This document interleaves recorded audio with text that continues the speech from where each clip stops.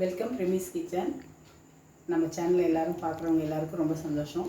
எல்லோரும் நல்ல தவறாமல் பாருங்கள் இந்த சேனலில். இந்த சேனலில் இன்றைக்கி நாங்கள் போட போகிறது வந்து பழம்பொரி சொல்லுவாங்க. கேரளாவோட ட்ரெடிஷ்னல் ஃபுட். இது டிஃபன் ட்ரெடிஷ்னல் ஸ்நாக். இது என்னென்னா, நம்ம இங்கே ரோடு கடைங்களெல்லாம் பஜ்ஜி சாப்பிட்றோம் இல்லையா, அது மாதிரி அங்கே ஒரு ஸ்வீட்டான ஒரு ஐட்டம் இது.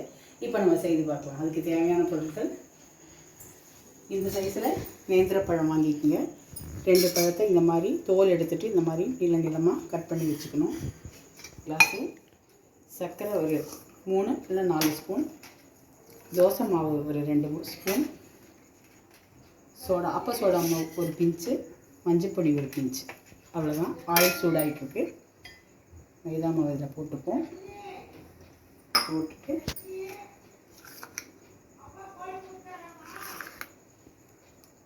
ஒரு 2-2.5 ஸ்பூன் தோசை மாவு போட்டுப்போம்.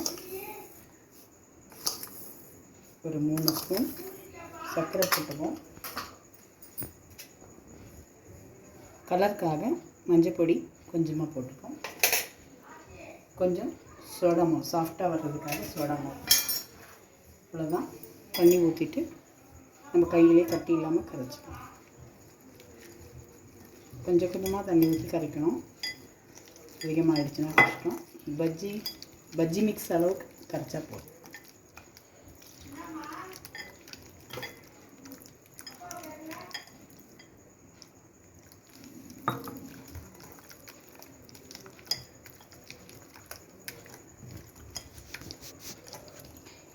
தோசை மாவுலேயே உப்பு இருக்கிறதுனால நம்ம உப்பு போட வேண்டாம். இந்த மாதிரி கொஞ்சம் கட்டியாக இருக்கணும், ரொம்ப தண்ணியாக இருக்கக்கூடாது.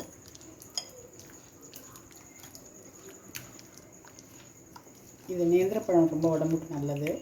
கேரளாவில் எல்லோரும் நேந்திரப்பழம் நிறைய சாப்பிடுவாங்க. நேந்திரப்பழம் சாப்பிட்டா நல்லாயிருக்கும், நல்ல ஹெல்த்தியாக இருக்கும்.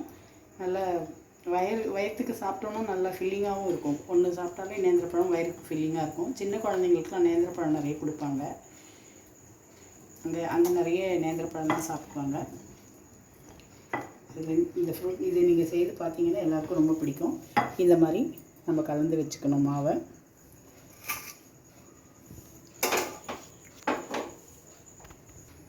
ஆயில் ஹீட் ஆகிட்டுருக்கு. ஆயில் ஹீட் ஆகும்போது 2 பக்கமும் மாவு படுற மாதிரி இப்படி போட்டுக்கணும்.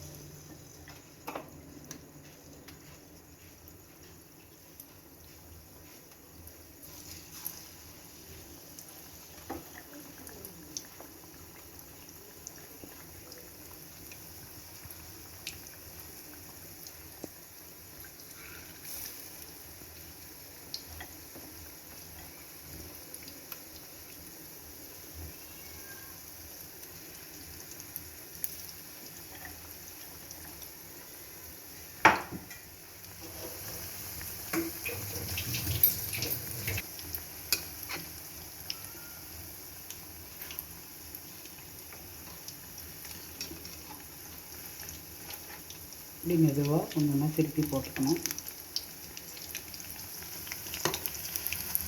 மஞ்சப்பொடி நான் கம்மியாக போட்டிருக்கேன். வேணும்னா இன்னும் கொஞ்சம் போட்டுக்கலாம். கேசரி பவுட்ரு கூட போட்டுக்கலாம். கேசரி பவுட்ரு போட்டால் கூட இன்னும் கலர் டார்க்காக இருக்கும்.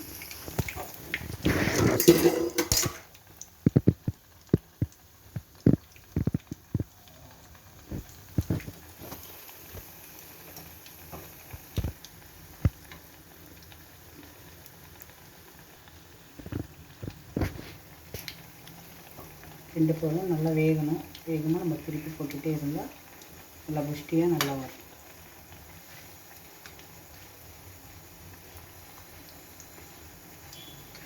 நல்லா கிறிஸ்பாக உள்ள அந்த பழத்தோட ஸ்வீட்டும் இருக்கும், வெளியில் அந்த மைதாவோட டேஸ்ட்டு நல்லாயிருக்கும் சாப்பிட்றதுக்கு.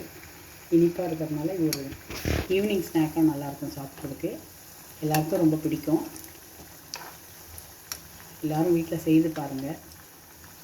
செய்து பார்த்து எங்களுக்கு எப்படி இருக்குன்னு சொல்லணும். 3 ரெமி கிச்சன் நாங்கள் போட்டிருக்கோம். இந்த நேம் வந்து ரெமடி தேவி என்னோடய பேர், அதனால் ரெமி கிச்சன் நான் போட்டிருக்கேன். வேறு எதுவும் இல்லை. ஷார்ட் ஃபார்மாக இருக்கணுன்றதால ரெமி கிச்சன் போட்டிருக்கோம். REMY kitchen.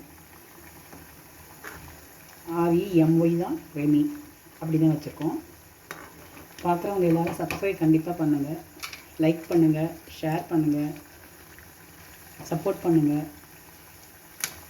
உங்களுடைய சப்போர்ட் எங்களுக்கு ரொம்ப முக்கியம்.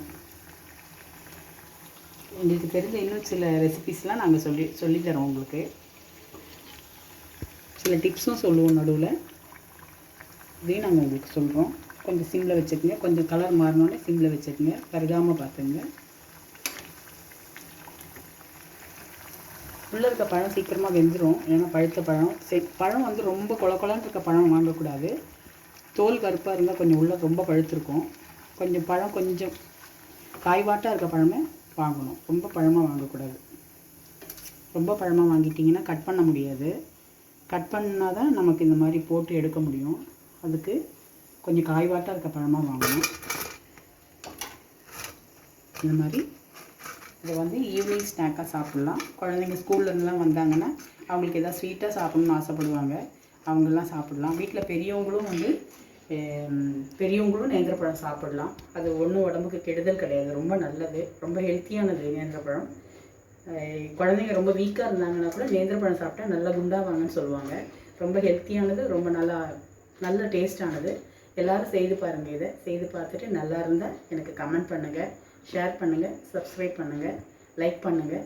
உங்களுடைய சப்போர்ட் எனக்கு ரொம்ப தேவை. தேங்க்யூ.